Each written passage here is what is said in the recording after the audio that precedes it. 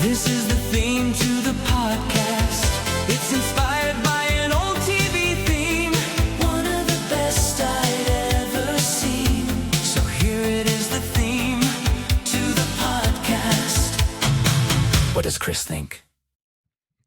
About the current education system. I know, I promise no hard political positions. And in a way, I might be right in the line with this one.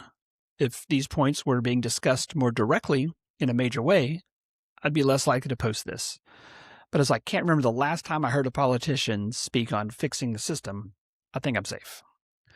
And let's be honest, if we walked into a modern American public school today, stripped away all the colorful motivation posters, and just looked at the skeletal structure of the day, you aren't looking at a center for human flourishing. You're looking at a 19th century factory. We ring bells to tell people when to move. We herd human beings into cohorts based entirely on their manufacturing date, otherwise known as their age, of course, regardless of whether their minds are running hot or still warming up. We test them on standardized metrics designed for easy data entry, and then we wonder why everyone is so incredibly stressed out and bored. The current K-12 education system wasn't designed to build thinkers. It was historically designed to build compliant factory workers and clerks who could sit still for 8 hours, follow instructions, and not throw a wrench into the machinery. And to be fair, for a long time, that system worked for the economy that it served. If you needed a generation of people to show up at a plant, log their hours, and do repetitive tasks without an existential crisis, the assembly line school model was a masterpiece of social engineering. But the world has changed, and the assembly line didn't. It just got louder, heavier, and significantly more expensive. Now, here's where the tragedy turns into a bit of a racket. We take these kids who have spent 13 years inside this rigid, hand-holding structure, and the moment they cross that high school graduation stage, we throw them off a cliff. We tell them, with an immense amount of unearned cultural certainty, that the only path to a respectable life is to sign on the dotted line for a 4-year degree. Think about the sheer absurdity of the timing here. We're talking about a 21-year-old. At 20, most people haven't even figured out their own personality metrics yet. Your brain isn't even fully baked. The prefrontal cortex is still upstairs trying to finish its own homework until you're about 25. We won't let you drink, alcohol yet, but we expect these kids to make a massive, life-altering financial debt just to bet on who they're going to be 40 years from now. They're taking on private and public financial obligations that look less like an investment in their future and more like a second mortgage on a house they haven't even built yet. It's a beautifully orchestrated trap. If a 20-year-old went to a bank and asked for a $100,000 business loan to start a restaurant, the officer would laugh them out of the lobby, unless they had some serious collateral. But if that same kid walks into a financial aid office and says, "I want to major in something incredibly abstract with zero marketing demand," the government and private lenders can't hand over the money fast enough. It kind of reminds me of the line from The Matrix. You can take the blue pill, the story ends. You wake up in your bed and you believe whatever you want to believe. Except here, the pill is a student loan debt. And when you wake up, you owe $80,000 to a lender who doesn't care if your degree in avant-garde cinema didn't translate into a salary. We are leveraging the futures of young people before they even know what their own values are, all to keep a bloated administrative university system fed. It's a heavy burden for the shoulder that hasn't even learned how to carry its own weight yet. Where this truly breaks down is how it treats the outlier, the unique thinker, the kid who looks at a problem and doesn't see a multiple choice option, but sees a narrative, a pattern, or a flaw in the question itself. The current system doesn't just fail these kids. It actively tries to sand them down, remove their edges so they fit in the round holes. And here's the thing. Unique thinkers, they don't learn linearly. They don't care about the subject just because it's scheduled at 9:15 a.m. on a Tuesday. They need context. They need to understand how the pieces connect to the larger picture. When you give a unique thinker a standardized test, you aren't measuring their intelligence. You're measuring their tolerance for compliance. Because the system is funded and managed through aggregate testing metrics, teachers are forced to teach to the middle. If you're a kid who struggles with abstract numbers but can dissect the political motivations behind the Punic Wars, like a seasoned diplomat, you are labeled as a defectant because your algebra score is dragging down the school's district average. The system isolates subjects into artificial silos. Math lives in room 204, history lives in 112, and they're treated like two feuding neighbors who don't talk to each other. But in reality, it doesn't work that way. The universe is a mess of interconnected webs. When you force a creative or a perceptive mind to digest information in these sterile, isolated blocks, their brain rejects it. They check out. They get frustrated, they quietly stare out the window, or they start causing little benign trouble because the environment is starved for actual meaning. We end up with misdiagnosed, brilliant, nonlinear minds as behavioral problems or underachievers simply because they refuse to perform the specific intellectual dance we're demanding of them. If we want to build a human being who can actually think instead of just repeat, we have to burn down the factory model and replace it with something that mirrors human development. Kids don't grow up all at once. Their education shouldn't either.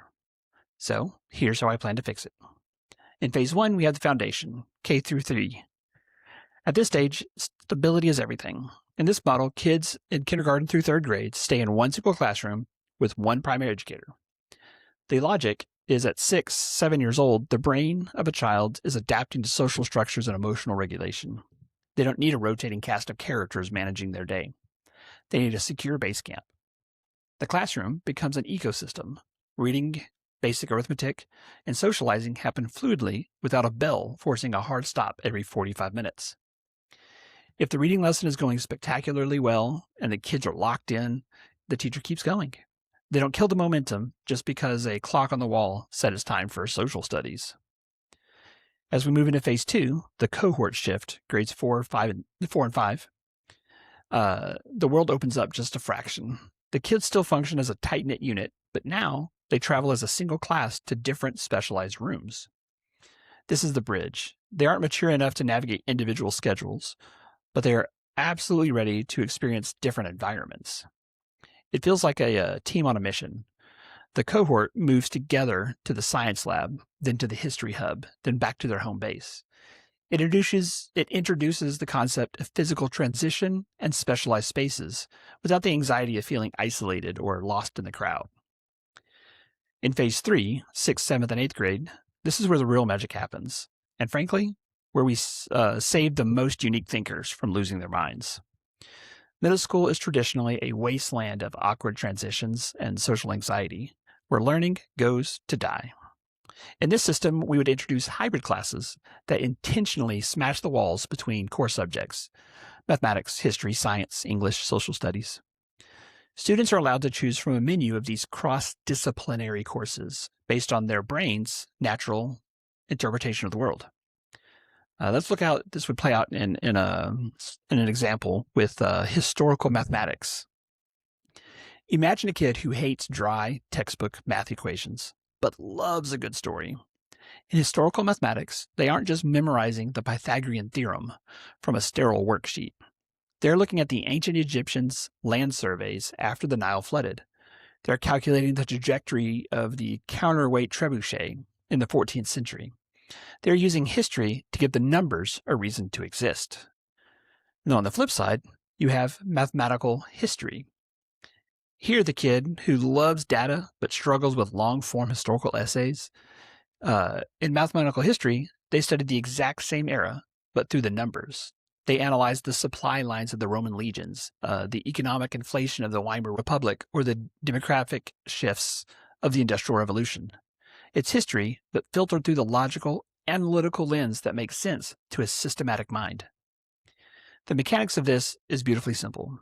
These classes give a full credit to the primary discipline and a half credit to the secondary one. The beauty of the framework is that it lets students double down on their strengths while naturally pulling their weaknesses along for a ride. If you love science but struggle with English, you take a class focused on the literature of scientific discovery, writing lab reports, analyzing Frankenstein, or breaking down the rhetoric of Galileo's trials. You get your full science credit and half your English credit. and you didn't have to sit through the standard poetry unit that made you want to pull your hair out. It allows kids to learn the hard stuff through a vehicle of things that they actually enjoy or find easy to digest. Now, by the time they get to high school, the structure looks a lot closer to what we recognize in today's terms of independence. But the hybrid class ecosystem continues to expand. Instead of sending 16-year-olds into arbitrary advanced placement courses that are really just exercises and massive information memorization, they're taking sophisticated, high-level hybrid courses. They're looking at chemistry of artistic media or the physics of architecture. I feel that if you educate kids this way, something fundamental will shift. They won't graduate at 18 looking for a checklist of instructions on how to survive college. They'll look at the world as an interconnected system. They'll enter their 20s with a much cleaner and grounded understanding of how their specific mind works, what they're good at, and what they actually care about. Maybe then, if we do that, and they decide to sign their name on the tuition bill, they'll do it with their eyes wide open, knowing exactly who they are and what they're paying for. It's a lot better than letting them get chewed up by the system that treats them like a product on a line, only to wonder why the final output is so incredibly broken. I've lost count of the number of people I've met who have been failed by this system we are all forced to participate in. Luckily, there are more and more resources to facilitate learning and growth in those minds that don't fit the round holes. But until there's a fundamental change in how we educate, there'll always be kids left quietly in the back wondering why the class needs a second day on the differences between Disney's animated feature, Pocahontas, and that of the true historical records of John Smith. Anyways, I've wasted enough of our time on education.